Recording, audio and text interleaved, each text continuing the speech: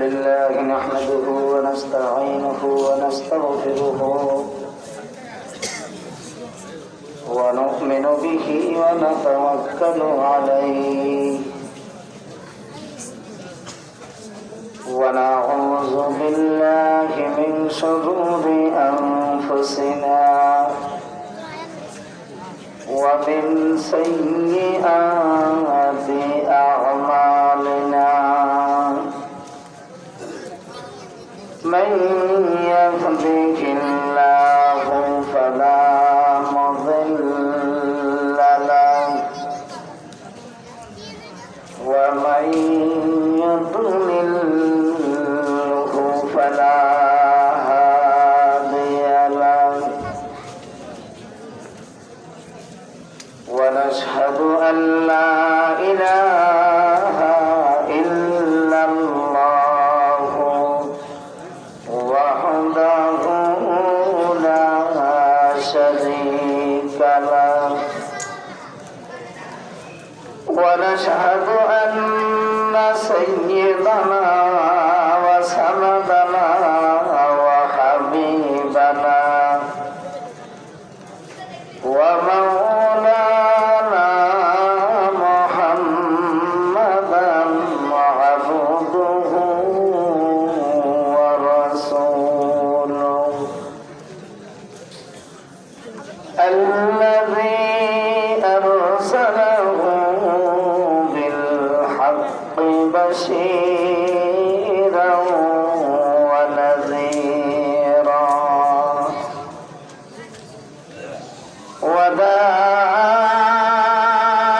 وداعيا إلى الله بإذنه وسراجا وقمرا منيرا أما بعد فأعوذ بالله من الشيطان الرجيم بسم الله الرحمن الرحيم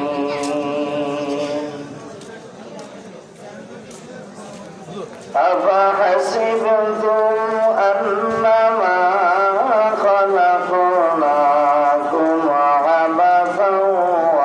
خلقناكم عبثا وأنكم إلينا لا ترجعون وقال تعالى أيضا ما خلقت الجن والإنس إلا ليعبدون قال رسول الله صلى الله عليه وسلم الصلاة معراج المؤمنين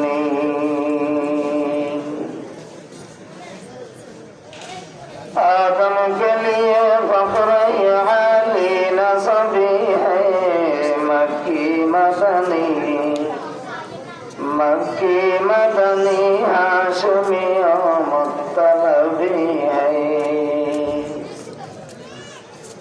फाकीज़ा तरज़ वर्ष समा जन्नत फिरदौस फाकीज़ा तरज़ वर्ष समा जन्नत फिरदौस आराम गए फाक रसूल अरबी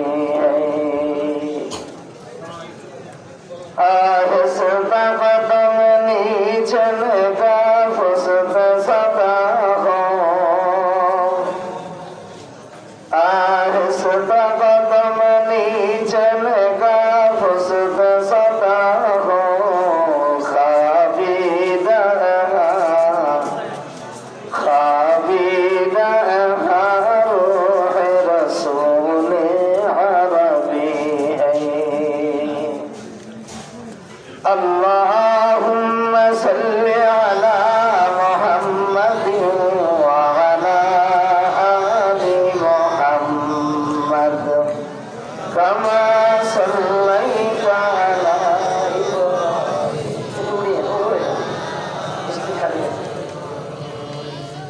وعلى آل إبراهيم إنك حميد مجيد اللهم بارك على محمد وعلى آل محمد كما باركت على إبراهيم وعلى آل إبراهيم إنك حميد مجيد محبت رسالة একটু জিকির করেন লা ইলাহা লা ইলাহা ইল্লাল্লাহ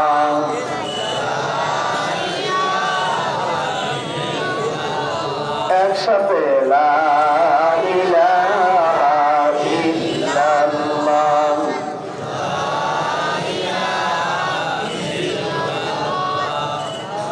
লা ইলাহা ইল্লাল্লাহ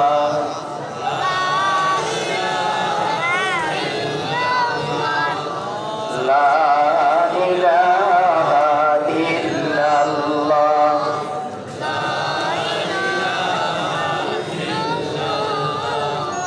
লা ইলাহা ইল্লাল্লাহ মুহাম্মাদুর রাসূলুল্লাহ মাদ্রাসাতুত তাকওয়া ফিল মুলজিন আমানতপুর কর্তৃক আয়োজিত ৪৫তম বার্ষিক ওয়াজ মাহফিলের অত্যন্ত শ্রদ্ধাভাজন সভাপতি আজকের মাহফিলের স্টেজে যিনি সভাপতির আসনে বসা আছেন লক্ষ্মীপুর রামগতি কলাকুফা ইসলামিয়া মাদ্রাসার সম্মানিত ওস্তাদ আমারই ওস্তাদ হযরত মাওলানা বশির আহমদ সাহেব মাদ্রাসাল্লাহ আলী দামাত বারাকাতুহুল আলিয়া আজকের মাহফিলের প্রধান অতিথি বিশেষ অতিথি আমন্ত্রিত ওলামায়ে কেরাম দূর দূরান্ত থেকে আগত ইসলাম পিপাসিত ধর্মপ্রাণ দিনদার পরিষ্কার আল্লাহর আদরের মহব্বতের প্রিয় বান্দাগণ আল্লাহ তাআলার পাক দরবারে অসংখ্য শুকর আদায় করছি যিনি আজ এই মুহূর্তে আপনাদেরকে আমাকে হাজারো মানুষ থেকে যাচাই বাছাই করে পরীক্ষা নিরীক্ষা করে অতি আদর মায়া মহব্বত করে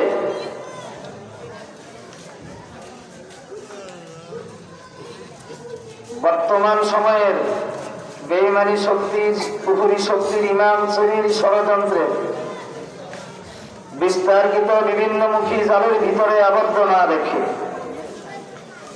দ্বীনের নিসবতে কোরআন ও সুন্নাহর নিসবতে দাওয়াত ও তাবলীগের নিসবতে আল্লাহ তার রাসূলের মহব্বতে আজকের জান্নাতের বাগানে রহমতের সামিয়ানার নিচে আসার এবং বসার মতো সুবর্ণ সুযোগটুকু দান করেছেন আমরা যারা আসছি বসছি আসতে পেরে বসতে পেরে খুশি না বেজার পুরা না আধা যদি পুরা খুশি হয়ে থাকেন তাহলে খুশির সাথে আকাশ পাতাল মুখরিত করে সুন্দর আওয়াজে হৃদয়ের সবটুকু আবেগকে উজাড় করে দিয়ে মন খুলে প্রাণ খুলে জবান খুলে উচ্চস্বরে বলিষ্ঠ কণ্ঠে মায়ার আওয়াজে আমার সাথে একসাথে পড়ুন আলহামদুলিল্লাহ।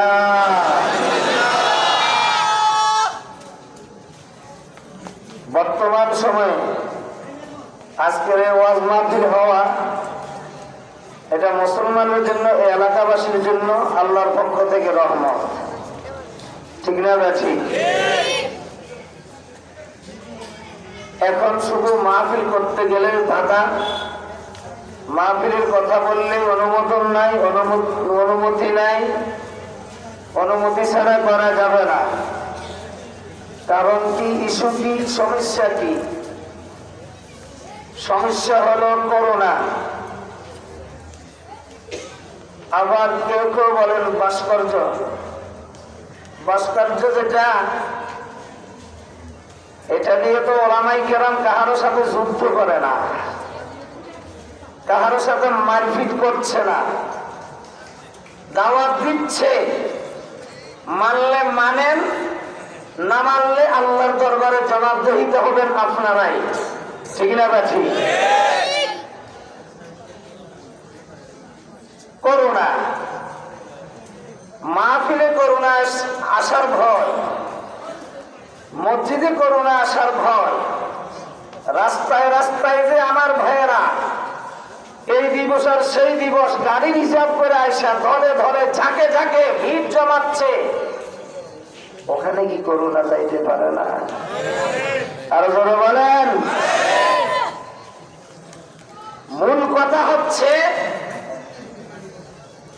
আমরা চাচ্ছি ইহুদি নাসারাদেরকে এবং এদের কথাকে প্রাধান্য দিয়া এদের উপরে ভরসা করে কেউ ক্ষমতায় যাওয়ার, কেউ ক্ষমতায় থাকার চেষ্টা ছাড়া, উদ্দেশ্য ছাড়া আর কিছুই নয়। আল্লাহ বলেছেন, সাবধান মুসলমান। ইয়া আইয়ুহাল্লাযীনা আমানু লা তাত্তাখিযুল ইয়াহুদা ওয়ান নাসারা আউলিয়া বা'দুহুম আউলিয়াউ বা'দিন ওয়া মান ইয়াতাওয়াল্লাহুম মিনকুম ফাইন্নাহু মিনহুম ইন্নাল্লাহা লা ইয়াহদি কওমাজ যালিমিন। হে ঈমানদার সম্প্রদায়, হে মুসলমানেরা, হে ঈমানের দাবিদারেরা, সাবধান সাবধান। ইহুদি নাসারারা, কাফির বেঈমানেরা, এরা কখনো তোমাদের বন্ধু হতে পারে না, এরা তোমাদের বন্ধু নয়। বা'দুহুম আউলিয়াউ বা'দিন, এরা একদল আরেক দলের বন্ধু। ইহুদি নাসারার বন্ধু, নাসারা ইহুদির বন্ধু, হিন্দু খ্রিস্টানের বন্ধু, খ্রিস্টান হিন্দুর বন্ধু। ঠিক না বা ঠিক? আরো জোরে কর না। দেখেন না, ওই যে চট্টগ্রামে হুজুরকে চরমোনাইর বিরুদ্ধে মিছিল করে, কত বড় সাহস! যেই দেশে শতকরা 85 থেকে 90% লোক মুসলমানের দেশ, সেই দেশে হেফাজতের বিরুদ্ধে, চরমোনার বিরুদ্ধে, আলেমদের বিরুদ্ধে হিন্দু খ্রিস্টান বৌদ্ধ ঐক্য পরিষদ হাতে গোনা কয়েকটা মিছিল করে এদের বিরুদ্ধে, এই হেফাজতের বিরুদ্ধে। আর চরমোনার বিরুদ্ধে ওই মিছিলটা এদের বিরুদ্ধে নয়, এই মিছিলটা, এই প্রতিবাদটা এদের সম্পূর্ণ হলো ইসলামের বিরুদ্ধে, পুরা মুসলিম জাতির বিরুদ্ধে। কথা ঠিক কিনা? এরা একদম কথা বলেন না। ভারতে মুসলমান মারে, কোনো আওয়াজ নাই। ফ্রান্সে মুসলমান মারে, কোনো আওয়াজ নাই। আমেরিকায় মুসলমান মারে, কোনো আওয়াজ নাই। ও বন্ধু, কাশ্মীরে মুসলমান মারে, কোনো প্রকার প্রতিবাদ নাই। আমার জিজ্ঞাসা, বাংলাদেশে যদি একটা হিন্দুকে ওইভাবে মারা হতো, পুরা বিশ্বের কাফের বেঈমানেরা সাথে সাথে প্রতিবাদ করতো। ঠিক কিনা? হে ঈমানদার সম্প্রদায়, অসুবিধা হয়নি? লা তাত্তাখিযুল ইয়াহুদা ওয়ান নাসারা আউলিয়া, সাবধান সাবধান। ইহুদি নাসারারা, কাফির বেঈমানেরা কখনো তোমাদের বন্ধু।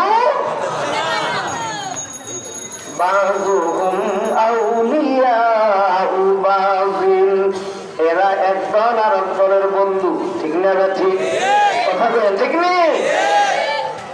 এই কথাটা বুঝাইতে চাই আমি। আমি একটা ঘটনা বলি। এক এলাকায় ছিল একটা মাত্র হিন্দু পরিবার। ওই হিন্দু পরিবারের একটা ছেলে সেই স্কুলে লেখাপড়া করত, আর মুসলমান বন্ধুদের সাথে স্কুলে আসা যাওয়া করত। সময়ে সময়ে ফাঁকে ফাঁকে ওয়াজ মাহফিলে বন্ধুদের সাথে যাইত। একদিন মাহফিলে যায় শুনছে ইন্নাদ্দীনা ইনদাল্লাহিল ইসলাম, পৃথিবীতে আল্লাহ মনোনীত ধর্ম হচ্ছে ইসলাম ধর্ম। এই কথাটা যখন এই ছেলেটা শুনলো, বাড়িতে যায় সিদ্ধান্ত নিল, আমি যেই ধর্মে আছি এটা তো ভুয়া ভ্রান্ত ধর্ম। মার কাছে বলল, ও মা, আমরা যেই ধর্মে দীক্ষিত হয়েছি, আমরা যেই ধর্মের মানুষ, এটা তো আসলে সৃষ্টিকর্তার মনোনীত ধর্ম নয়, আল্লাহর মনোনীত ধর্ম হচ্ছে ইসলাম ধর্ম। মা, আমি সংক্ষেপে বলছি, মা আমি আর এই ধর্মে থাকতে চাই না, আমি মুসলমান হতে চাই। তখন মা বলে, প্রথম কথা, মুসলমানরা তো অন্যের কাছে হাত পেতে থাকে, তুমি মুসলমান হতে গেলে তোমার খাওয়ারের ব্যবস্থা হবে কোথা থেকে, রিজিকের ব্যবস্থা চলবে কোথা থেকে, কে তোমারে খাওয়াবে? সাথে সাথে ছেলেটা বলে, মা তোমার ঘরের সামনে একটা কুকুর দেখা যায়, এই কুকুরটা রেখে খাওয়াই। বলে, তার মালিকে খাওয়াই। হে মা, এই কুকুরের জন্য আপনি রান্না করেন না, এই কুকুরের খাওয়ার ব্যবস্থা আপনি করেন না। মা, সেই মালিকে কুকুরের খাবারের ব্যবস্থা করতে পারে, আমি একজন মানুষ, সেই মালিকের সৃষ্টি, আল্লাহর গোলাম। ওই কুকুরের খাবারের ব্যবস্থা যদি এই মালিকে করে, তো আমার রিজিকের ব্যবস্থাও সেই মালিকে করতে পারবে। وَمَن يَتَوَكَّلْ عَلَى اللَّهِ فَهُوَ حَسْبُهُ। আল্লাহ বলেন, হে ঈমানদার সম্প্রদায়, তোমরা আমার উপরে পরিপূর্ণ বিশ্বাস ভরসা স্থাপন করো। বিপদে পড়েছ, ভরসা করো। অভাবে পড়েছ, আমি আল্লাহর কাছে ভরসা করো। ও বান্দা, সমস্যায় পড়েছ, সমস্যার সমাধানের জন্য আমি আল্লাহর উপরে তাওয়াক্কুল করো আর আমার সাহায্য চাও। আমি আল্লাহ ওয়াদা দিলাম, তোমার সমস্যার সমাধানের জন্য আমি আল্লাহ যথেষ্ট। ঠিক কিনা বলে?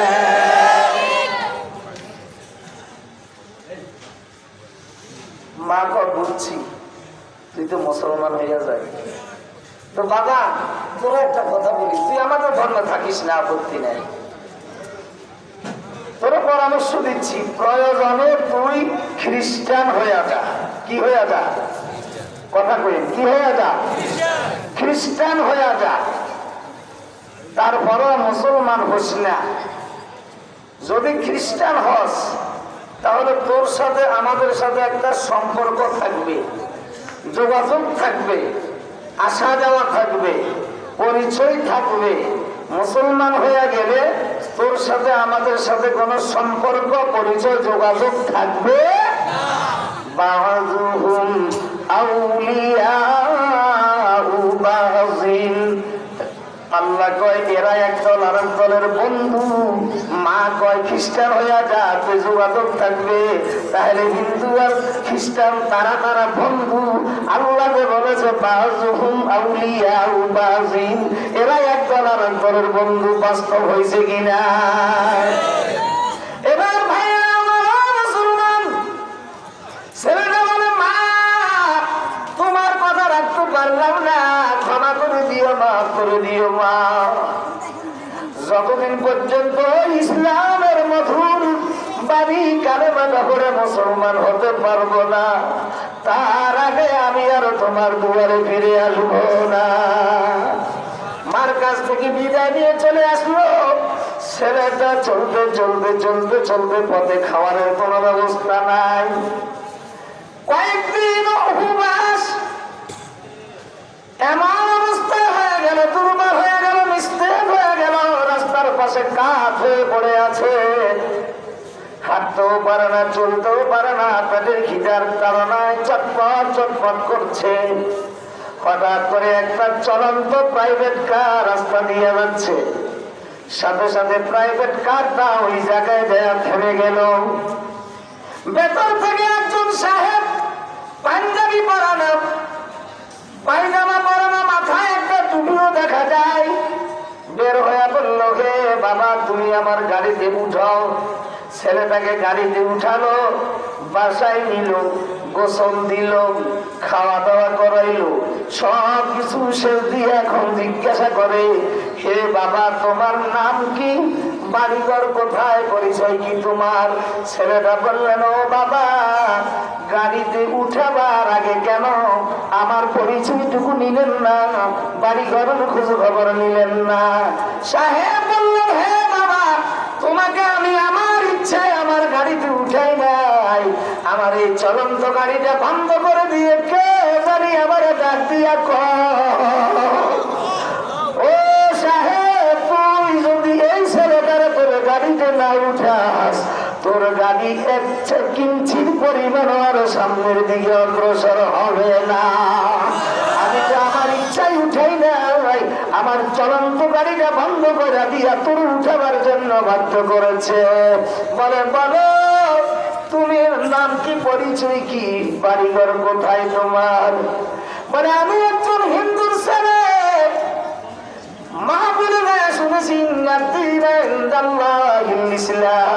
পৃথিবীতে আল্লাহর মনোনীত ধর্ম হচ্ছে ইসলাম ধর্ম। কোন জায়গায় গেলে আমি ইসলাম ধর্ম দীক্ষিত হতে পারি, কালেমা পড়ে মুসলমান হতে পারি? মায়ের কাছ থেকে বিদায় নিয়ে আসলাম, এখন পর্যন্ত আমি ওই রাস্তা খুঁজে পাইলাম না। সাহেব সাথে সাথে বললেন, ও বাবা কালেমা পড়ে মুসলমান হইয়া যা, আমি হলাম এই জেলার ডিসি, তোর বাড়ি গাড়ি চাকরি যাহা কিছু দরকার সব কিছুর ব্যবস্থা আমি করিয়া দিলাম।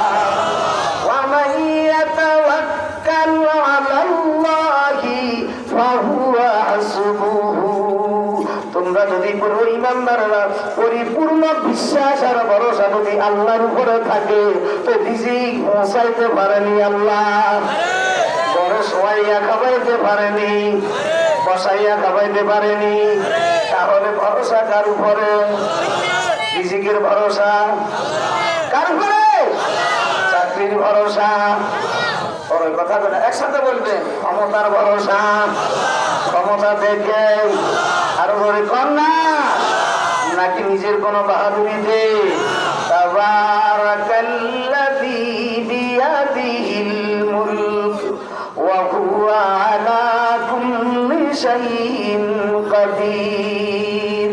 আল্লাহ জগতের রাজা বাচ্চারা, ক্ষমতাবানেরা, তোমরা আমার দেওয়া ক্ষমতা পাইয়া নিজেদেরকে রাজ্যের আর দেশের মালিক মনে করো না, আমি তোমাদেরকে রাখাল হিসেবে বানাইছি। তবে যাই না রাখিও এই পৃথিবীর সার্বভৌমত্বের মালিক হলাম একমাত্র আমি আল্লাহ, কথা ঠিক কিনা? রাজত্ব দেওয়ার মালিক আমি, ছিনিয়ে নেওয়ার মালিক আমি, ক্ষমতা দেওয়ার মালিক আমি, ক্ষমতা নেওয়ার মালিকও আমি, ইজ্জত দেওয়ার মালিকও আমি, বেইজ্জত করার মালিকও আমি, ঠিক কিনা? তিনি কে? তুইজ্জু মান তাশাউ ওয়া তুযিল্লু মান তাশাউ বিয়াদিকাল খায়র। ইজ্জতের মালিক কে? সম্মান দেওয়ার মালিক কে? বেইজ্জত করার মালিক কে?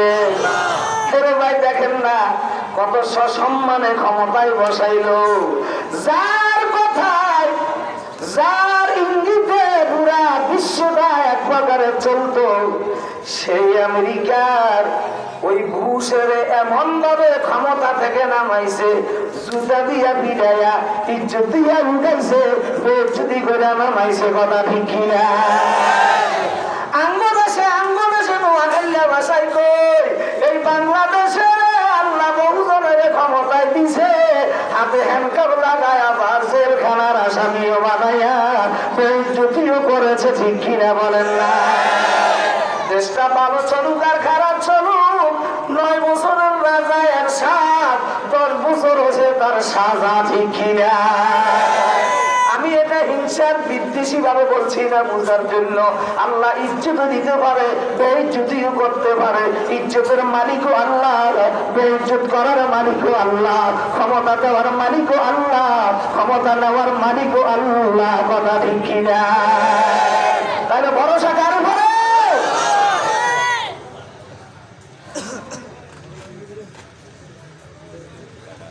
আয়াতটার ব্যাখ্যা করছি, আপনারা একটু কষ্ট করে যদি জিকিরের সাথে সামনে আগান। আমার ভূমিকা এখনো পুরো শুরু হয় নাই, একটু সামনে আগান। জোরে জোরে না,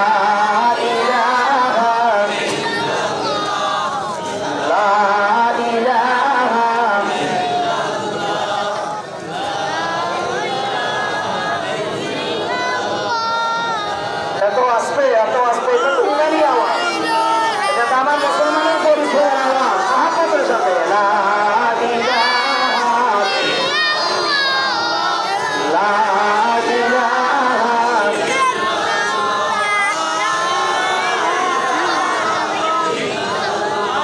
জোরে জোরে লা ইলাহা লা ইলাহা ইল্লাল্লাহ।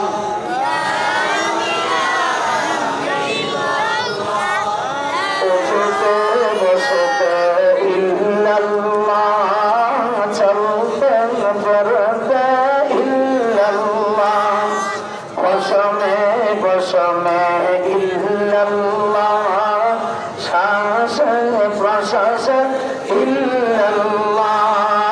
লা ইলাহা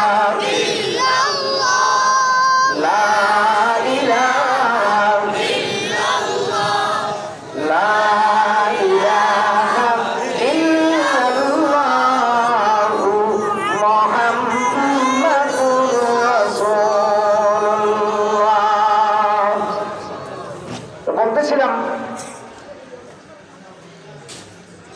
যে ইহুদি নাসারা, কাফের বেঈমানেরা কখনো আমাদের বন্ধু। কে বলছে? তার কথা। এটা কি সকল মুসলমানের আল্লাহর কথা মানাটা কি ইমানি দায়িত্ব নয়? এবার আল্লাহ وَمَن يَتَوَلَّهُم مِّنكُمْ فَإِنَّهُ مِنْهُمْ إِنَّ اللَّهَ لَا يَهْدِي الْقَوْمَ الظَّالِمِينَ।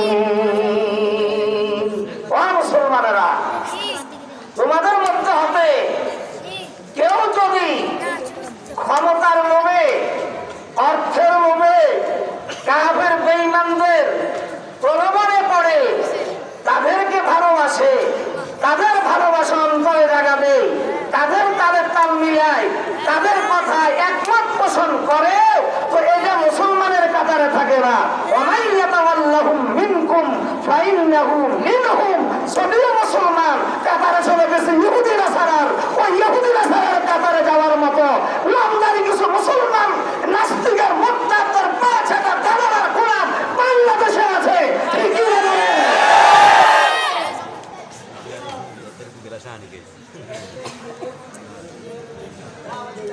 সাবধান। বলতেছিলাম করুণা দেওয়ার মালিককে, আযাব গজব দেওয়ার মালিককে সাহায্য চাইতে হবে কার কাছে? ওয়াজ মাহফিল বন্ধ করে। আরে মুসলমান, তোমার তো দায়িত্ব দেওয়া হয়েছে এই কোরআনের দাওয়াত দেওয়ার জন্য, ইসলামের দাওয়াত দেওয়ার জন্য, মানুষের কাছে কোরআনের মানে ইসলামের মানে পৌঁছাবার জন্য। আর বাধা প্রদান করেছে আবু জাহেল, উতবা, সাইবা, কাফের বেঈমানেরা, যারাই কোরআনের বিরুদ্ধে, কোরআনের দাওয়াতকে বন্ধ করতে চায়, এরা হলো সে আবু জাহেলের বংশের। কথা ঠিক কি না বলে?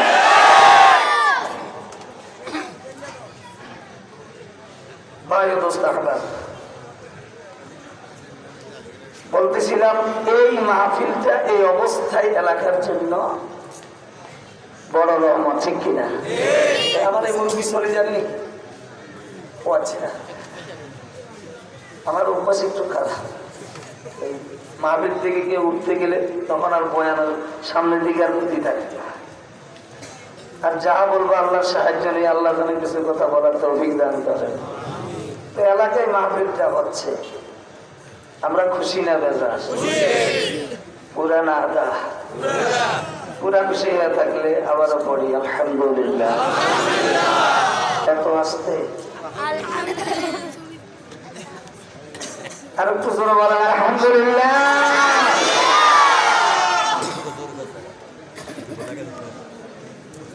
আজকের এই মাহফিলে আমরা যারা আসছি বসছি, হতে পারে এই আশা, এই বসা জীবনের শেষ আশা, শেষ বসা। সত্য না মিথ্যা? গতকালকে কি এখানে মাহফিল হয়েছিল?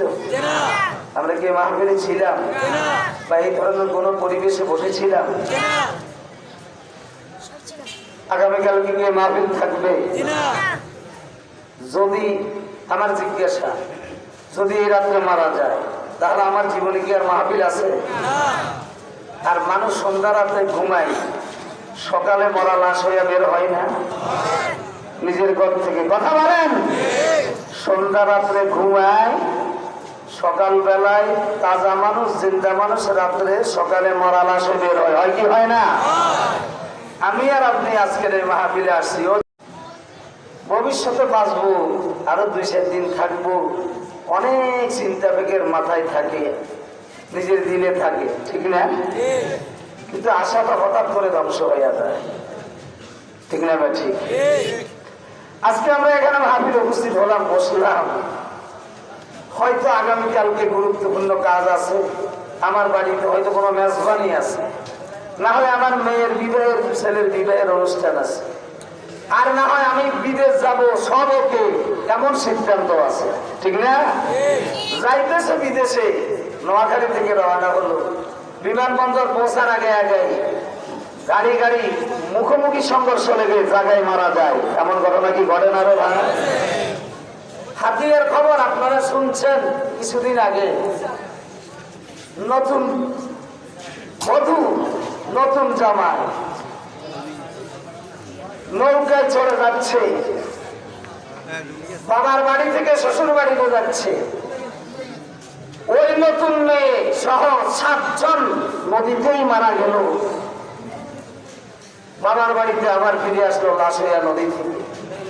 আশাটা তো ছিল স্বামীর সংসার করবে, ভবিষ্যৎ জীবন, দাম্পত্য জীবন, অনেক আশা ভরসা ছিল, সেটা কি ছিল না? ধ্বংস হয়ে গেছে, ঠিক না বেঠি?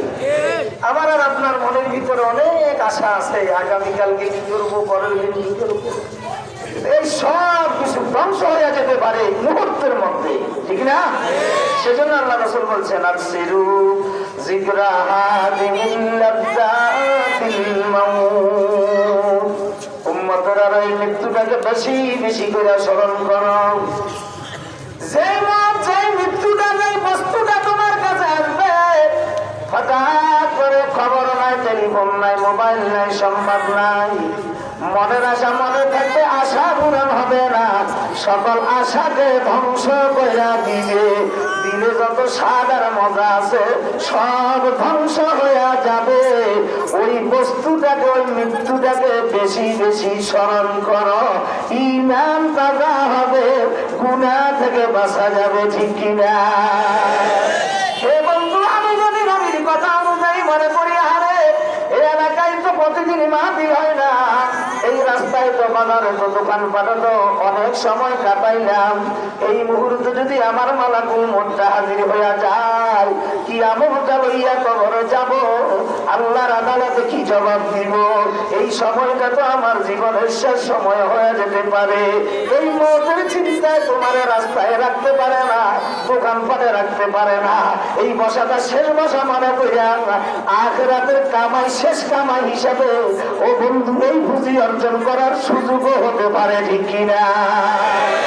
তবে একদল আছে, যত ওয়াজ করে তার যত মৌতের ভয়, কবরের ভয় দেখাক না কেন, এই নাফরমানের কাছে খবর নাই, উদাসীন উদাসীন ভাব নিয়ে আছে। আখিরাত আছে কিনা, পরকাল আছে কিনা, মৌত আছে কিনা, কবর আছে কিনা, হাসর নাসর আছে কিনা, মরতে হবে কিনা, নিজের কোনো কাজ আছে কিনা, ওই খবরও তার কাছে নাই, ঠিক কিনা? এটা শুধু জোয়ানরা নয়, কিছু কিছু বুড়ারও এই অভ্যাস আছে, আছে না?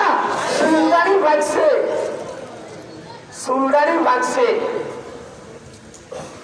এই লোকটা এখন পর্যন্ত বুঝে না যে কবর তো আমার ঘনি আসছে, কবর বাড়ি একটু মসজিদে যাইতে হবে, এখন আমার একটু নামাজ পড়তে হবে।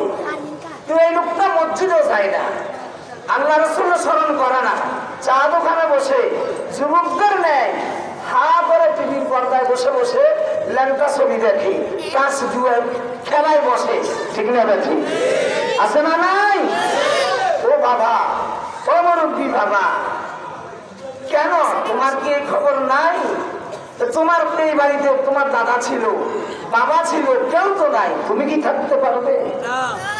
বলেন পারবে?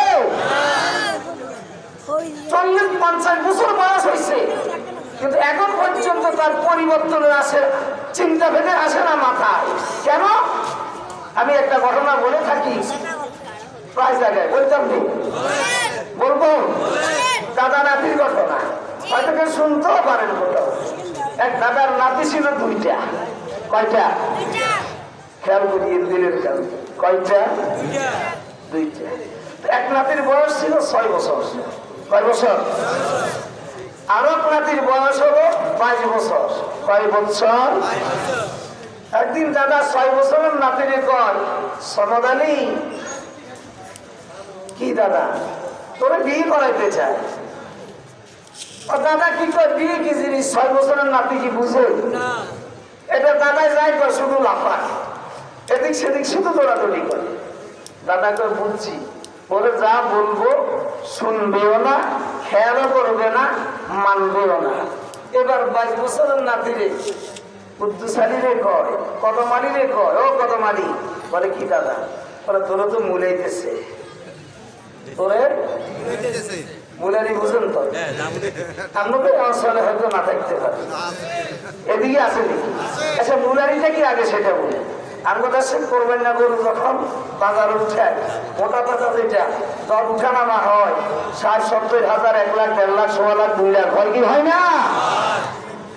আমাদের মুসলমানের কোন বাবা যদি কোন সন্তান মোটামুটি বিয়ের সময় হয়ে আসে, তো ভোলাইটারও মুলামুলি চলে, চলে কিনা?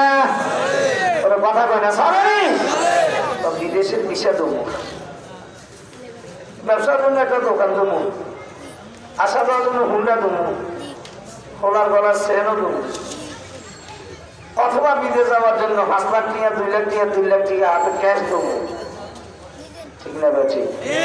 আছে না? না মুলামুলি নি, কথা কয় না, এটা মুলামুলি নি। সেই মুলামুলির বিনিময়টা কি? হালাল না হারাম?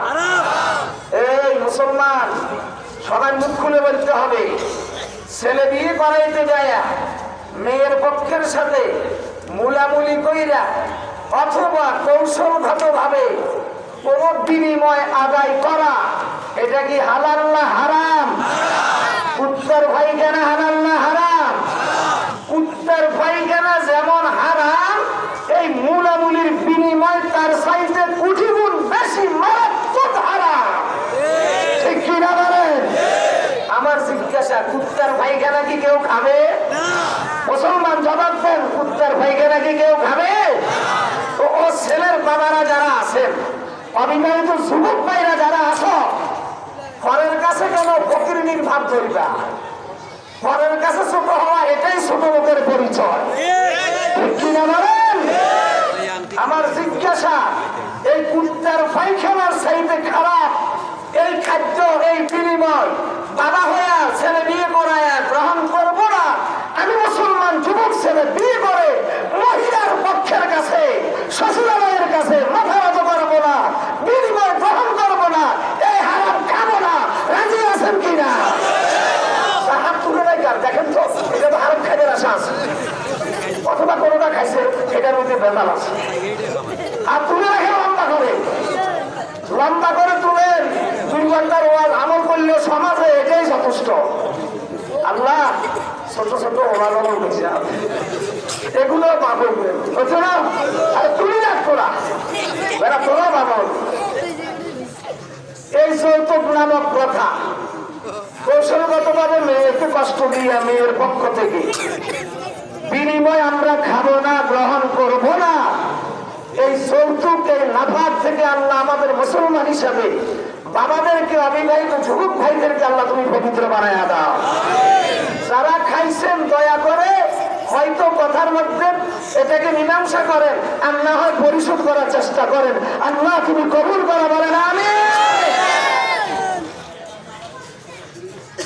যদি মানেন 2 ঘন্টার ওয়াজ, এই কয়েকটা কথাই যাবে। এখন দাদা কয়েক করে মূলাইতেছে, আরে 22 বছরের নাতি, কথা বলেন না, কাকে কাকে নাতি, আরো যেরকম বুড়ারা বলে বুড়া। আল্লাহ দিয়ে হেফাজত কর। দাদা কি হয়েছে? কত বিয়ে ঠিক হইতেছে, তোর বিয়ে ঠিক হইতেছে। কে কয়? দাদা কয় কারে? নাতি। এখন নাতি কো দাদা আসলে যদি আমার বিয়ে ঠিক হইয়া থাকে বা আলোচনায় চলতে থাকে, তাহলে তো মেয়ের পক্ষ দেখবে আমি ছেলেটা ভদ্র কিনা, আমি নামাজি কিনা, আমি মুরব্বীর সম্মান দিই কিনা, সালাম আলকি দিই কিনা। বলে হ্যাঁ, তাহলে তো দাদা আগের মতো চলা যাবে না, আমার একটু পরিবর্তন হওয়া দরকার আছে। আসেনি? বলে যেমন? বলে এখন তো মসজিদে নামাজ পড়তে। বলে হ্যাঁ ঠিক আছে। এবার বিয়ে ঠিক হইতেছে, 22 বছরের নাতি বুঝছে যে আমার এখন পরিবর্তনের সময়। বলেন না, আমার এখন পরিবর্তনের। সে এখন আজান দিলে তাড়াতাড়ি মসজিদে যায়। মুরব্বী দেখলে সালাম একবার না শুনলে 14 বার দেওয়ার চেষ্টা করে। আগে মুরব্বীর গার উপরে সাইকেল হুন্ডা উড়ে দিত, এখন মুরব্বী দেখলে 14 ফাঁকে থেকে দূরে থেকে তাড়াহুড়া করে নামি সম্মান দেখাইতো যাইয়া হাত ভাঙে ভাও ভাঙে কনা, এরপরে সম্মান দেখামো আমি একটা ভদ্র ছেলে, ভালো ছেলে। ঠিক না না ঠিক? এই ছেলের পরিবর্তন আসলো কেন? তার বুঝে আসছে বিধায় যে পরিবর্তনের সময় হয়েছে। 6 বছরের নাতিরে দাদা যাই কয় শুনেও না, মানেও না, খেয়ালও করে না, পরিবর্তনও হয় না। কেন? তার কাছে সেই বুঝ। আতেল কয়েক হরফে নসিহত কফায়াত, আতেল কয়েক হরফে নসিহত কফায়াত, নাদান কো কাফি नहीं দফতর না রিসালাত। জ্ঞানী যারা বুঝে তারা শুধু ইশারায়, নাদানের বেকুবের বেকুলারে বুঝাইতে পারে কোথায়।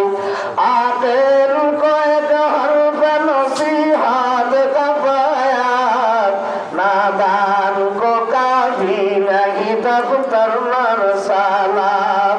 হ্যাঁ বন্ধু, তুমি যদি 22 বছরের নাতির মতো মুসলমান, যদি জ্ঞানী হও, বুঝদার হও, সত্যিকার ঈমানওয়ালা হও, ওই তোমার জীবনের পরিবর্তনের জন্য আল্লাহর কোরআনের একটা হরফের নসিহত যথেষ্ট। কথা ঠিক কিনা?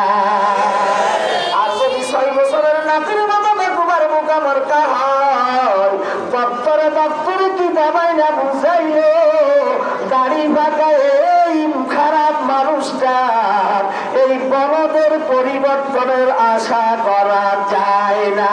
হুজুররা যা বলে শুনে না, কি বলে খেয়াল করে না, উদাসীন লইয়া চলে। সুনারি ভাঙছে, তাসো খেলা, জুয়া খেলা, মদ খায়, গাঁজা খায়, টিভির নাটক দেখে। ঠিক না ঠিক? দাদা আলুসাই ভাবি ভাওতাই কানাডা বানা সৌদি হইয়া নাজাবি। ও বাবা, ও ভাই, তোমারও তো চুলদাড়ি পাকা আরম্ভ হয়েছে, তোমার পাকনা চুলের পাকনা দাড়ি তোমার কানের গোড়ায় তোমারে খোসায়া খোসায়া কয়, আর কতদিন তাস খেলাবি আর জুয়া খেলাবি, আর কতকাল মদ গাঁজা খাইবি, আর কতকাল মসজিদ থেকে দূরে থাকবি, আর কতকাল মাহফিল থেকে দূরে থাকবি, আর কতদিন তোর মন মতো স্বাধীন মতো চলবি। অল্প সময়ের মধ্যে তো তুই মাটির ঘোড়া হতে চলছ। ঠিক কিনা? যেই বাড়িতে যাইবা, যেই বাড়ি মাটিতে যাইবা, ওই কবর, ওই মাটি কবর তোমার জায়গা জায়গা বলে আনা বাইতুল ওয়াহদা, আনা বাইতুল জুলমাত, আনা বাইতুল জুহুদ, আনা বাইতুল তুরাব। সাবধান সাবধান, দুনিয়াতে নেতাগিরি বেতাগিরি তারাগিরি যা করস, মাস্তানি সন্ত্রাসী যাই করস না কেন, আমি কবর একই ঘর। 2 বিপদে পড়লে নেতাও আসবে না, নেতার ঘরের কেউ সাহায্য করতেও আসবে না, ঠিক কিনা? আমি কবর অন্ধকারের ঘর, আমি কবর পোকামাকড় সব বিচ্ছুর ঘর, আমি কবর বিছনা পত্র ছাড়া ঘর। আমি কবরে আসতে সাবধান, কবরের পুঁজি নিয়ে কবরে আসিও। না হয় প্রেসিডেন্ট হওয়ার প্রধানমন্ত্রী হও, দুনিয়ার যে হও না কেন, আমি কবরে কার পরিচয় চিনি না, কাউকে রেহাই দেব না, ঠিক কিনা বলে? মুসলমান ভাইরা আমার, বাবারা আমার, আল্লাহর নবী রহমতে আলম সাল্লাল্লাহু আলাইহি ওয়াসাল্লাম কলিজার টুকরা ফাতেমা রাদিয়াল্লাহু তাআলা আনহা, যিনি হলেন বেহেশতের নারীদের সরদারিনী, ওই কলিজার টুকরা মেয়েকে ডাক দিয়া বলে, ইয়া ফাতেমা আনতি নাফসাকি মিনান নার ওয়া ইন্নী লা উবাররিউকি মিনাল্লাহি শাইআ। হে আমার কলিজার টুকরা মেয়ে ফাতেমা, সাবধান, আমি তোমার বাবা তুমি জাহানের সরদার, আখিরি জামানার পয়গম্বর মুহাম্মদুর রাসূলুল্লাহ সাল্লাল্লাহু আলাইহি ওয়াসাল্লাম তোমার বাবা। হতে পারে বাবার ভরসা কইরা, বাবা দোহাই দিয়া কবরের আযাব থেকে বাঁচার আশা করতে পারো, জাহান্নামের আযাব গজব থেকে বাঁচার আশা করতে পারো। সাবধান সাবধান ও ফাতেমা, আমি তোমাকে হুঁশিয়ার করে দিলাম, তোমার আমল দ্বারা, তোমার আমল দ্বারা, তোমার আমল দ্বারা কবরের আযাব থেকে তোমার তুমি বাঁচাও, জাহান্নামের আগুনের আযাব আর গজব থেকে বাঁচাও। বাবার দোহাই দিয়া সামনের দিকে অগ্রসর হইও না। সেই নবীর সৃষ্টি না করলে তোর আমার পরিচয় ছিল না। আসমান জমিন চন্দ্র সূর্য গ্রহ নক্ষত্র পশু পাখি কীট পতঙ্গ তরুলতা কিছুই আল্লাহ বানাইতেন না, বেহেশত দুজক আল্লাহ বানাইতেন না। সেই নবীর কলিজাত পুরা সন্তান, সেই নবী জান্নাতে না গেলে, জান্নাতের তালার চাবি নবী না খুললে কোনো পয়গম্বর জান্নাতে ঢুকতে পারবে না। সেই নবীর কলিজা টুকরা মেয়ে ফাতেমা, যিনি দুনিয়ায় থাকতে আল্লাহর পক্ষ থেকে রায় হয়েছে বেহেশতের নারীদের সরদারিনী, ঠিক কিনা বলে? তার ব্যাপারে যদি এইভাবে হুঁশিয়ার আসে, ওই এলাকার মুসলমানের সন্তানেরা আমার জিজ্ঞাসা, আগামীকালকে যদি কবরে যাও 40-50টা বছর তো দুনিয়ার মোহে, দুনিয়ার আনন্দ উল্লাসে আর রং তামাশায় কাটাইছ, এর দলও বাঁচাইতে পারবে না, নেতাও বাঁচাইতে পারবে না। একমাত্র নেক আমলটাই হলো কবরের পুঁজি, কবরের শক্তি, কথা ঠিক কিনা? আজকের এই বসাটা যদি জীবনের শেষ বসা হয়, শেষ বাজার সব ভালো তার, এই আমলটার উসিলায় কবরের জিন্দগি তো শান্তি পায়সারা করে দিতে পারে আল্লাহ। আল্লাহর আদালতে এই মাহফিলটাকে উসিলা কইরা হবে তাকু ইলাইহিল ওয়াসিলা, আল্লাহ মাহফিলটাকে উসিলা কইরা হাসর মাঠে নাজাতের ব্যবস্থা করে দিতে পারে। বিশ্বাস আছে কিনা? যদি বিশ্বাস থাকে আগামীকাল এই মাহফিল থাকবে না। আমার জিজ্ঞাসা, যতক্ষণ পর্যন্ত মাহফিলটা চলে, আখিরি মুনাজাত দিয়া আল্লাহর পক্ষ থেকে গুনাহ মাফের ঘোষণা আসবে। গুনাহ মাফের ঘোষণা লইয়া এখান থেকে বাড়িতে ফিরব। রাজি আছেন কিনা? কারা কারা রাজি আছেন মালিকের দেখান। আল্লাহ যদি কবুল করো, আল্লাহ ফেরেশতারা ভিডিও ক্যামেরা নিয়ে ঘুরতেছে চতুর্দিকে, আল্লাহ হাসরের মাঠে এইভাবে তোমার আরশের ছায়ার নিচে আমাদের সকলকে বসার ব্যবস্থা করে দিয়ে বলেন আমিন। আমি আপনাদের সামনে পবিত্র কালামে পাক থেকে দুখানা আয়াতে কারিমা তেলাওয়াত করেছি। বিশ্ব নবী মুহাম্মদ আরবি সাল্লাল্লাহু আলাইহি সাল্লামের অসংখ্য অগণিত হাদিস থেকে ছোট্ট একখানা হাদিস পাঠ করেছি। আল্লাহ যদি তৌফিক দান করেন, অল্প সময়ের মধ্যে এর আলোকে কিছু কথা রেখে আমি আমার আলোচনা শেষ করার চেষ্টা করব। বাকি আল্লাহর কাছে সাহায্য কামনা করছি। আল্লাহ যেন কিছু কথা বলার এবং ধৈর্য সবরের সাথে কিছু কথা শোনার, যাহা বলি যাহা শুনি তদ অনুযায়ী আমল করার তৌফিক দান করেন, বলেন আমিন। আমরা স্থায়ী না অবস্থায়, দুনিয়া থেকে আমরা স্থায়ী না অবস্থায়। আজকে আমাদের কেউ মাওলানা সাহেব বলে, হাজি সাহেব বলে, কাউকে চেয়ারম্যান সাহেব বলে, মেম্বার সাহেব বলে, নেতা সাহেব বল, এমপি সাহেব, মন্ত্রী সাহেব, প্রেসিডেন্ট সাহেব, ডিসি সাহেব, ইঞ্জিনিয়ার সাহেব, ডাক্তার সাহেব, মাস্টার সাহেব, প্রফেসর সাহেব, ব্যারিস্টার সাহেব, অনেক কিছু বলে। অনেক পরিচিতি আমার আছে, আছে না নাই?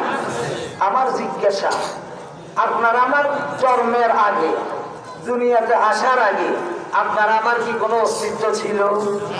যারা বলেন কোনো পরিচয় ছিল? আপনাদের কেউ হাজি সাহেব কইতো, আপনাদের কেউ চেয়ারম্যান সাহেব কইতো, আপনাদের কেউ এমপি সাহেব কইতো?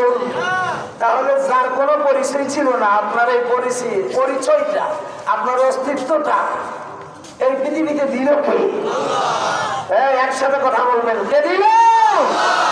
ওই নিমক হারাম না ফরমা, তুই তো নাপাক পানির মধ্যে ছিলি, তুই তো মাটি আর কাদার মধ্যে ছিলি।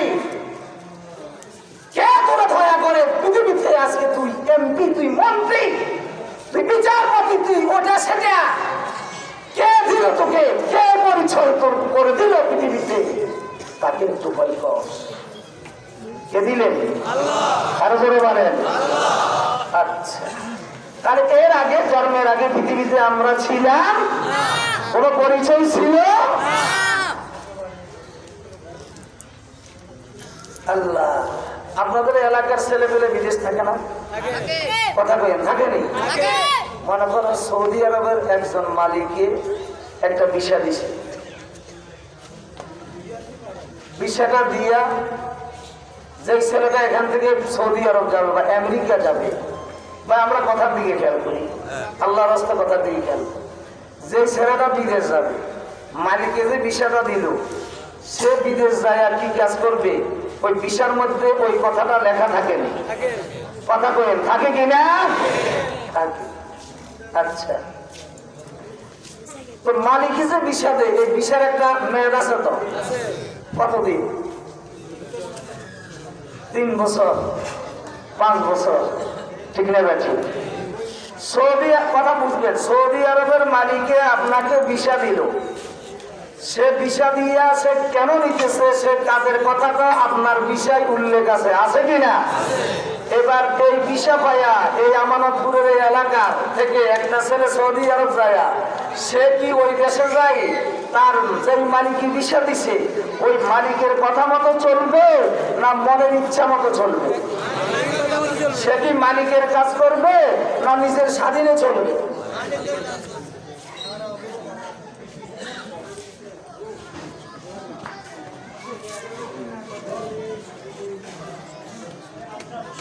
আচ্ছা, তাহলে আমি সুন্দর করবো ইনশাল্লাহ। তো সময় বাড়াইতে চাইছিলাম আর কি, মেহমানও চলে আসছে, তো আমি আশা ছিল লম্বা কথার, লম্বা করবো না, সংক্ষেপে শেষ করার চেষ্টা করব। ভিসার মালিকে ভিসা দিয়া কাজ দিছে, এখন সেই দেশে যাই, মালিকের কাজ না করলে এই ছেলেটা বিপদে পড়েনি, জেল হাজতে যায়নি, কথা কয় না কা? মুসলমান ভাইয়েরা আমার, বাবারা আমার, এই পৃথিবীতে আমি ছিলাম না, আমার পরিচয় ছিল না। আল্লাহ পাক আপনাকে আমাকে ছোট্ট একটা জীবনের সামান্য একটা হায়াতের ভিসা দিল। কাউকে 50 বছরের ভিসা, কাউকে 60 বছরের ভিসা, কাউকে 70-80 বছরের ভিসা। ওরে বন্ধু, এই ভিসাটা দিয়া আল্লাহ পাক দুনিয়াতে পাঠায়, এবার ভিসার মধ্যে কাজের কথাটা উল্লেখ আছে কিনা? আল্লাহ বলেন, জগতের বান্দা বান্দিরা, আমি যে তোকে 50 বছরের একটা জীবন দিলাম, ও বান্দা আমার ভিসা পাইয়া দুনিয়ায় যায় তোমরা মনে করতেছো আমি আল্লাহ তোমাদেরকে খামাখা বানাইছি। আফা হাসিবতুম আন্নামা খালাকনাকুম আবাদান ওয়া আন্নাকুম ইলাইনা লা তুরজাউন। আল্লাহ প্রশ্ন করে কয় আপনাকে আমাকে, তোমরা কি মনে করেছো আমি আল্লাহ তোমাদেরকে খামাখা বানাইছি, অহেতুক বানাইছি, অনর্থক বানাইছি, মন মতো স্বাধীন মতো ইচ্ছা মতো চলবার খাইবা? আর তোমরা কি এটা ভেবেছ পুনরুত্থান পুনর্জীবন পরকাল বলতে কিছুই হবে না, আমি আল্লাহর কাছে আসতে হবে না, এমন ধারণা করে আসো? কে বলে? কাকে বলে? আপনি বলেন আমাকে, কাকে বলে? তোমরা কি এটা ধারণা করছো যে আমি আল্লাহ তুমি যেভাবে চলছো এই খামাখা বানাইছি হয়তো বনাচ্ছ, তোমার কোনো কাজ নাই আর ভাবতেছো আমার কাছে আসতে হবে না। এবার আল্লাহ বলো বান্দা বান্দি, দুনিয়ার মালিক যদি ভিসা দেয় ওই ভিসার মধ্যে কাজটা উল্লেখ থাকে। আমি আল্লাহ পাক করে দুনিয়াতে পাঠাইলাম, 50 বছরের একটা ভিসা দিলাম, 60 বছরের একটা ভিসা দিলাম, ওই ভিসার মধ্যে আমি মালিকের দেওয়ার কাজটাও উল্লেখ আছে কিনা? ও বান্দা বান্দি শুন, আগে তুমি আমাকে মালিক স্বীকার করতে হবে, হবে কিনা? কথা কয় না? কিসে গেল? الذين يؤمنون بالغيب ويقيمون الصلاة। ও জগতের বান্দা বান্দিরা, মুরব্বিরা, সব প্রতিষ্ঠানের পাশে কি হচ্ছে ওদিকে তাকাবেন না। আল্লাহ বলেন বান্দা বান্দিরা, ভিসাটা আমি আল্লাহ দিলাম, এবার আমাকে প্রথমে তুই ভিসা পাইয়া হায়াতটা পাইয়া প্রথম স্বীকার করবি মালিক হলাম তোর আমি আল্লাহ। আমানতু বিল্লাহ, ঠিক কিনা? এবার আমাকে মালিক স্বীকার করার পর তোর কাজটা আমি ভিসার মধ্যে লেখা দিতেছি রে বান্দা। এই ভিসার মধ্যে আছে ইউমিনুনা বিল গায়বি ওয়া ইউকিমুনাস সালাত। এই ভিসার মধ্যে লেখা আছে তুই 5 ওয়াক্ত নামাজ, আমার কাজ 5 ওয়াক্ত নামাজ আদায় করতে হবে। রমজান মাস আসলে ভিসার মধ্যে লেখা আছে রমজান মাসে 30টা রোজা রাখতে হবে। হজের উপযুক্ত হলে তুই হজ করতে হবে, যাকাত উপযুক্ত হলে যাকাত দিতে হবে, স্ত্রীর তোর পর্দা করাইতে হবে, মেয়েটারে তোর পর্দা করাইতে হবে। এই ভিসার মধ্যে এই কাজগুলা দিছে আল্লাহ লেখা আছে কিনা? সংক্ষেপে বলবো সময় কমে গেছে ভাই। দুনিয়ার মালিকে তার চাকর থেকে কাজের লোক থেকে কাজের হিসাব নেয়, তার বিনিময় বেতন নেই, উল্টা পাল্টা হবে শাস্তিও দেয়। কথা ঠিক কিনা? এরে বান্দারা, মনে করছিলাম লম্বা কথা বলবো, সুযোগ পাইলাম না। আল্লাহ নবী কয় ও জগতের উম্মতের নরনারীরা, 50টা বছর আল্লাহ কত রং বেরঙের নাজ ও নেয়ামত তোরে খাওয়াইতেছে, 60-70টা বছর তোর কত আদর মায়া করি আমার আল্লাহ ফেলতেছে। কি পরিমাণ নেয়ামত খাওয়ায়া তোরে ভাবে আল্লাহ কয় ভাবি এই আলা রাব্বিকুমা তুকাযিবান। তোমরা আমার কোন কোন নেয়ামত স্বীকার করিবা, যেদিকে তাকাইবা সেদিকে আমি আল্লাহ করে ফেলবার জন্য অসংখ্য নেয়ামত দিয়ে খাওয়াইতেছি আর ফেলতেছি। কথা ঠিক কিনা? আল্লাহ নবী জগতের উম্মতের নরনারীরা, হায়াতটা দিল, ভিসাটা দিল আল্লাহ, ভিসার মেয়াদ একদিন শেষ হয়ে যাবে। দুনিয়ার মালিকের ভিসার মেয়াদ শেষ হয়ে গেলে সময়টা 3 বছরের সময় বাড়ানো যায়, কমানো যায়, 5 বছরের সময় বাড়ানো যায়, কমানো যায়। দুনিয়ার মালিকের ভিসাটারে নবায়ন করা যায়। আমার আল্লাহ তাই ভিসা দিছে, ইদা জা আজালুহুম লা ইস্তাখিরুনা সাআতাও ওয়া লা ইস্তাকদিমুন। আমার আল্লাহর দেওয়া ভিসার সময়টা বাড়ানো যায় না, কমানো যায় না, নবায়ন করা যায় না, 1 সেকেন্ড বাড়ানো যায় না, কমানো যায় না। ঠিক কিনা? ও সৌদি আরবের মালিক যেমন কাজের হিসাবে নেয়, তো বান্দা শুন আউয়ালু মা ইউহাসাবু বিহিল আবদু ইয়াউমাল কিয়ামাতিস সালাত। আল্লাহ নবী কয় জগতের উম্মতের নরনারীরা, পুরো দুনিয়ার ভিসার মেয়াদ একদিন শেষ হয়ে যাবে আর আমার আল্লাহ পাক তোকে আল্লাহর আদালতের সামনে হাজির করবে। কুল্লু নাফসিন যায়িকাতুল মাউত সুম্মা ইলাইনা তুরজাউন। প্রত্যেকের ভিসার মেয়াদ শেষ হবে, মৃত্যু নামক মামলায় হাজিরা দিতে হবে, আল্লাহর দরবারে যাইতে হবে, সেখানে যায় হিসাবও দেওয়া লাগবে কিনা? ও বন্ধু, শিক্ষা গ্রহণ করো না কেন? বাবাকে দাফন করে আসছো কবরে, বড় ভাইকে দাফন করে আসতেছো কবরে, দোয়াটা করতেছ মিনহা খালাকনাকুম ওয়া ফিহা নুঈদুকুম ওয়া মিনহা নুখরিজুকুম তারাতান উখরা। এই বাইরে মাটি দিতে দোয়া, এটা ভাই ভরেনি, বাবারে মাটি দিতে ছেলে ভরেনি, নাতিরে মাটি দিতে দাদাই ভরেনি, বন্ধুরও মাটি দিতে কবরে রাখতে মাটি দিতে ভরেনি। নিজে ভরতেছে কিন্তু নিজে সবক নিতেছে না। এই মাটির ভিতরে বানানো হয়েছে, আবার এই মাটির ভিতরে তোমার রাখা হচ্ছে, আবার এই মাটির ভিতরে থেকে পুনরুদ্ধার পুনর্জীবন বলতে হবে। সেই দিন আল্লাহর দরবারে দাঁড়ায়া 60 বছরের বিশাল সকল কাজের আমাদের হিসাব দিতে হবে, ঠিক কিনা? নিজের মুখে স্বীকৃতি, কার মুখে?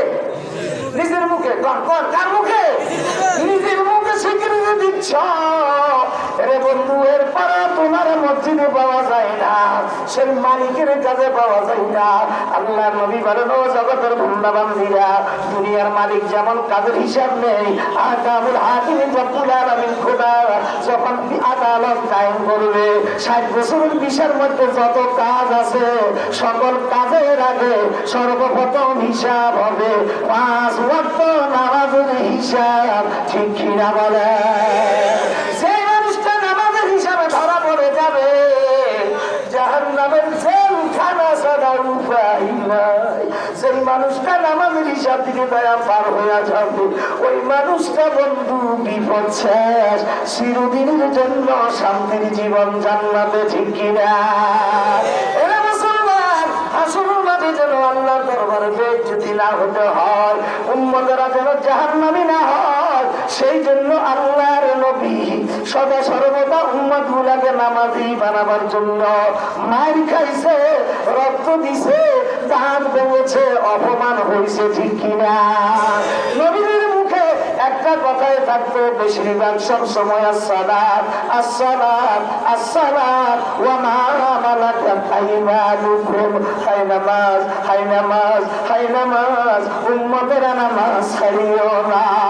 এরা মুসলমান নবীর শেষ মুহূর্ত পর্যন্ত নামাজ নামাজ করে শেষ নিঃশ্বাস ত্যাগ করেন আল্লাহর নবী। এর উম্মতেরা নামাজ ছাড়িও না। আল্লাহর নবীর জীবনের শেষ সময়ের ঘটনা, মসজিদে নববীতে যখন আজান হলো, সময় শেষ হয়ে যাচ্ছে, ভাই ওদিক সেদিক তাকায়েন না, মসজিদে নববীতে আজান হলো, আল্লাহ নবী মসজিদে নববীতে যাবে, ইমামতি করবে, সাহাবায়ে কেরাম নবীর পিছনে দাঁড়ায়া নামাজ পড়বে। এমন অবস্থায় আল্লাহর নবীর গায়ে কম্পঝড় আরম্ভ হয়ে গেল, আল্লাহর নবীর শরীরটা কাঁপতেছে, নবী আসতে পারে না, উঠতে পারে না। হযরত আবু বকর সিদ্দিক রাদিয়াল্লাহু তাআলা আনহু হঠাৎ করে ইমামতির মুসল্লায় দাঁড়িয়ে গেল। সাহাবায়ে কেরামের বুঝতে দেরি হলো না, মা হারা বাবা হারা এতিম সন্তানের মতো সাহাবায়ে কেরাম কান্না আরম্ভ করলো। আর নবী রহমাতুল লিল আলামিনের পিছনে দাঁড়ায়া নামাজ পড়া আমাদের ভাগ্যে জুড়বে না। ওইদিকে এতিম সন্তানের মতো কান্নার আওয়াজ শুরু হলো, এবার নামাজের জামাত শুরু হয়ে গেল। এমন অবস্থায় আল্লাহর নবী আম্মা জান আয়েশা সিদ্দিকা রাদিয়াল্লাহু তাআলা মায়েশাকে বললেন, তোমার হাঁটুটা একটু উপরে দিকে উঠাও।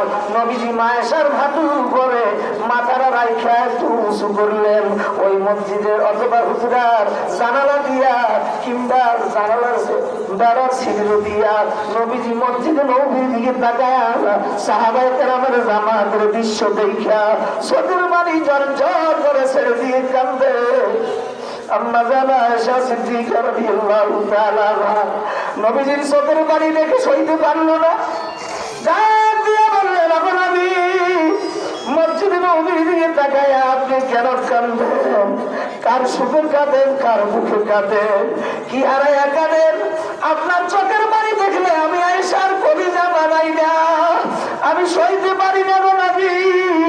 চোখের দিকে তাকাইলে আপনি কাঁদতেছেন তিন সন্তানের মতো, আর আপনার চেহারার দিকে তাকাইলে মনে হয় চেহারাটা একটু খুশি খুশি ভাব দেখা যায়। আল্লাহ নবী বললেন, আয়েশা এই প্রশ্নের জবাব যদি তুমি নিতে চাও, আমি মুহাম্মদ সাল্লাল্লাহু আলাইহি ওয়াসাল্লামের জামার কাপড়টা উপরের দিকে উঠা প্রশ্নের জবাবটা পেয়ে যাইবা। মা আয়েশা যখন আল্লাহ নবীর গায়ের জামার কাপড়টা উপরে দিকে উঠালো।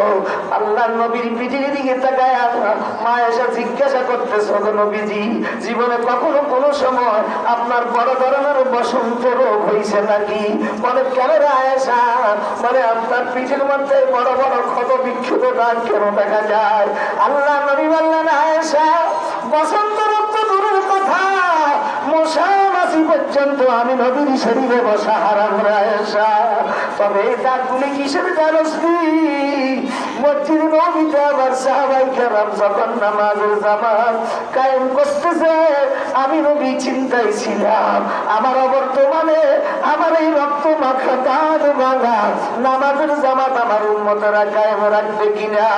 যখন আমার অনুপস্থিতিতে মসজিদে নববীতে সাহাবায়ে কেরাম জামাত কায়েম করতেছে, সাথে সাথে ওই নামাজ কায়েম করার জন্য তাইফের জমিনে যে মার খাইলা কাফের বেঈমানেরা বৃষ্টির মতো পাথর মেরে মেরে আমি মুহাম্মদ সাল্লাল্লাহু আলাইহি ওয়াসাল্লামের দেহটাকে রক্ত রঞ্জিত করে দিয়েছে, আমার গায়ের জামাটাকে লাল লাল করে দিয়েছে। তাইফের জমিন থেকে ফিরে আসলাম, সাহাবায়ে কেরাম আমার জামা খুলতে চায়, জামাটা আমার বের হয় না, পাথরের টুকরাগুলো আমি নবীর কুস্তের ভিতরে ঢুকে গেছে। আমার সাহাবায়ে কেরাম গরম পানি ঢেলে ঢেলে আমার শরীর থেকে জামার পাথরের টুকরাগুলো বের করেছে। আয়েশা এটা কোনো বসন্ত রোগের দাগ নয়, এই নামাজ কায়েম করতে যায় না, উম্মত গুলাকে নামাজি বানাইতে যায় না। তাইফের জমিনে যাই মার খাইলাম মারের আঘাতের ভাগ, উহুদের ময়দানের মার খাইলাম মারের আঘাতের দাগ। আয়েশা কেন কান্দি? এই মুহূর্তে তাইফের সেই ঘটনা, তাইফের সিনারি আমার চোখের সামনে ভেসে উঠেছে, উহুদের ময়দানের সিনারি আমার চোখের সামনে ভেসে উঠেছে। কি পরিমাণ অত্যাচার নির্যাতনের শিকার হল আমার মারি খাইলাম, কলিজারে বানাইতে পারি না, চোখের পানি ঝরঝর করে আমার বের হয়ে গেছে। আয়েশা চেহারা দিকে তাকায়া দেখতেছো লাগে যেন খুশি খুশি ভাবে। আয়েশা আমি চিন্তায় ছিলাম আমার অবর্তমানে আমার রক্ত মাখা নামাজের এই জামাতের দৃশ্য কায়েমে রাখবে কি না।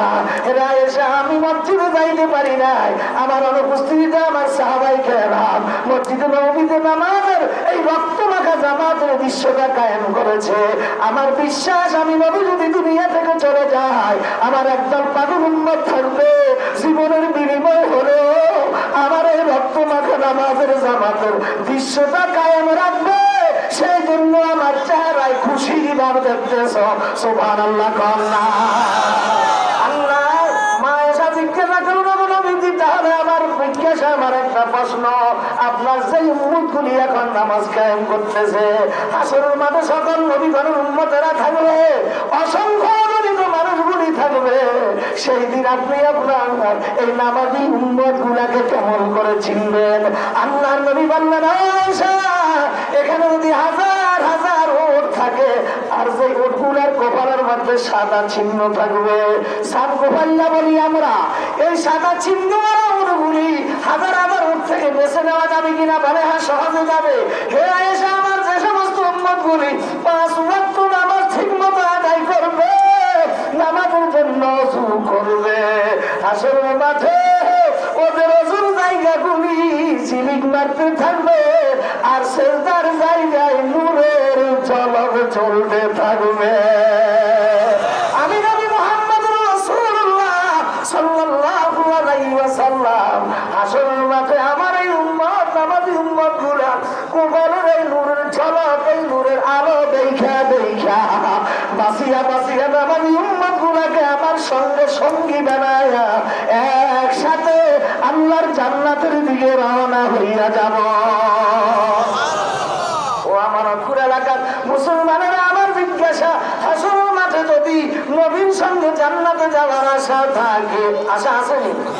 যদি নবীর সঙ্গে একসাথে জান্নাতে যাওয়ার আশা থাকে তাহলে বন্ধু আজ থেকে আর এক ওয়াক্ত নামাজে ছাড়বো না। জুয়ান বুড়া যারা আছি 5 ওয়াক্ত নামাজ ঠিক মতো আদায় কইরা হাসরের মাঠে নবীজির সামনে নামাজের পরিচয় লাভ করে জান্নাতে যাব।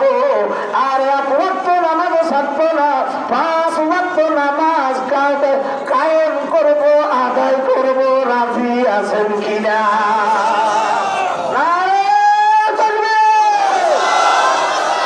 আর তুলে রাখে কুত্তা পর্যন্ত ঘৃণা করে। শুয়োরে কয় আল্লাহ সকালে ঘুম থেকে উঠলে আমার বেনামাজির চেহারা দেখাবো না। কত বড় ঘৃণিত প্রাণী তুমি, কত বড় ঘৃণিত নিকৃষ্ট আল্লাহ সৃষ্টি, অথচ শ্রেষ্ঠ জাতি। আল্লাহ এই মুহূর্ত থেকে আল্লাহ এত নিকৃষ্ট আর রাখিও না, 5 ওয়াক্ত নামাজ হিসাবে কবুল করে না। আয় আল্লাহ ইহুদি নাসারার ষড়যন্ত্র চক্রান্ত থেকে আমাদের ঈমান ইসলামকে নিজেদেরকে বাঁচাবার তৌফিক দান করো। আয় আল্লাহ হাসরের মাঠে নামাজের পরিচয় লাভ করে নবীর সঙ্গে একসাথে জান্নাতে যাওয়ার ব্যবস্থা করে দিয়ে বলেন আমিন। হাত নামা। লম্বা কথার আশা ছিল, বলতো হয়তো যা বলতাম আল্লাহ বলাই তো শুনতে ভালো লাগতো। যাক, এখানে শেষ। 20টা মিনিটের জন্য উঠবেন না কেউ। নামাজ কোরআন ছাড়া হয় কথা কয়েন। 20টা মিনিট আমি হাতে চাইছি আপনাদের কাছ থেকে। যদি কেউ উঠেন আমি মনে করব আপনার অন্তরে পুরাপুরি আল্লাহ রাসূলের ভালোবাসা নাই, কোরআনের ভালোবাসা নাই। যতক্ষণ বসে থাকেন প্রতিটা নিঃশ্বাসে 10টা নেকি আমল নামায় লেখা হবে। তো চলে গেলে কি ওই নেকিটা পাবেন? তো বসে বসে কামা। তাই না? নামাজ কি কোরআন ছাড়া হয়? কথা কন। তাহলে কোরআন আছে যতদিন নামাজ আছে, নামাজি আছে যতদিন মুসলমান আছে, মুসলমান আছে যতদিন পৃথিবী আছে। বন্ধু, কোরআন নাই, নামাজি নাই, নামাজ নাই, মুসলমান নাই, মুসলমান নাই, পৃথিবী শেষ। কথা ঠিক কিনা? কোরআনের দরকার আছে কি? প্রতিষ্ঠানের দরকার আছে কিনা? কসম খাইয়া বলছি, যদি কেউ কোরআনের ভালোবাসে, কোরআনের সাথে সম্পর্কটা লাগায়, কোরআনকে অন্তরে জায়গা দেয়, কোরআনের জন্য আন্দোলন করে, সংগ্রাম করে, রক্ত দেয়, জীবন দেয়, হাসরের মাঠে কি বাবা সন্তানের পরিচয় দেবে? কথা কন। মার কাছে গেলে বলবে এটা আমার বিয়ে শাদী হয় না, তোরা আমি চিনি না, কোথেকে আসছো আমার ছেলে দাবি করতে? আমি তোকে চিনি না, দূর হয়ে যা। বাবার কাছে যাবে, বাবা বলবে আমি তো বিয়ে শাদী করি না, বাবা দূর করে দেবে। ভাই বলবে আমার কোনো ভাই ছিল না। স্ত্রীর কাছে যায় সাহায্য চাইবে, বলে আমার তো বিয়ে শাদী হয় নাই, স্বামী আসছে কোথেকে? আমি তোমাকে চিনি না, নাফসি নাফসি, বাঁচাও বাঁচাও বলে শুধু সবাই নিজকে বাঁচাবার চিন্তায় আর ওই গলা কাটা মুরগির বাচ্চার মতো হাসরের মাঠে চটপট চটপট করতে থাকবে। এদিক দিয়া জাহান্নামের আগুন উত্তাল তরঙ্গ নদীর ঢেউয়ের মতো লাফাইতে থাকবে। ওই জাহান্নামের আগুনের লেলিহান শিখা উপরের দিকে লাফাইবে, আর বিষাক্ত সাপগুলি শুধু আক্রমণের ভূত তৈরা আসতে থাকবে আক্রমণ করার জন্য। ও বন্ধু, হাসরবাসীরা এক নজর জাহান্নামের দিকে তাকাইবে, কলিজা থরথর করে কাঁপা আরম্ভ হয়ে যাবে, চক্ষুটা উল্টিয়ে যাবে, জিহ্বাটা বের হয়ে যাবে। সেই দিন বাঁচাও বাঁচাও বলে চিৎকার মারবে, সাহায্যকারী কাউকে পাওয়া যাবে। আল্লাহ নবী বলেন আল কুরআনু হুজ্জাতুল লাকা ওয়া আলাইকা। ওই জগতের উম্মতের নরনারীরা রক্ত মাখা দাঁত ভাঙা কোরআনটা রেখে গেছি তোদের কাছে। এই কোরআনটাকে বন্ধু বানা, এই কোরআনটাকে দুনিয়াতে প্রতিষ্ঠিত কর, জিন্দা রাখ, এই কোরআনের সাথে সম্পর্ক লাগা, কোরআন মোতাবেক জীবন ঘটা, কোরআনকে বন্ধু ভাবাও। কিয়ামতের মাঠে আল্লাহর আদালতের সামনে এই কোরআন হয়তো তোমার পক্ষে সুপারিশ কইরা জান্নাতের মেহমান বানাইবে, আর না হয় তোমার বিরুদ্ধে মামলা দায়ের করে জাহান্নামের আসামি বানাইয়া ছাড়বে। ঠিক কিনা বলেন? ও বন্ধু, আমার জিজ্ঞাসা, হাসরের মাঠে যদি আল্লাহর কোরআন সুপারিশ করে, নবী বলছে অন্য কিছুর সুপারিশের সেদিক হতে পারে, কোরআনের সুপারিশ 100 আল্লাহ কবুল করবে। যার জন্য কোরআন সুপারিশ করবে সে অবশ্যই 100% জান্নাতের মেহমান হতে পারবে। সুবহানাল্লাহ বলেন। আমার জিজ্ঞাসা, হাসরের মাঠে ওই বিপদের কালে মুসিবতের সময় আল্লাহর কোরআনের সুপারিশ লইয়া নবীর সামনে নামাজের পরিচয় লাভ করে জান্নাতে যাব, এই আশা আছে কিনা? কার কার আছে? একটু হাত তুলি মালিকের দেখেন। আর একবার আল্লাহ তুমি সকলের অন্তরে কোরআনের ভালোবাসা জায়গা দিয়ে দাও। আরো আসতে কোন আমি আল্লাহ সকলকে আল্লাহ কোরআনের বন্ধু বানায় দাও। আল্লাহ কোরআন মোতাবেক জীবন চালাবার তৌফিক দান করো।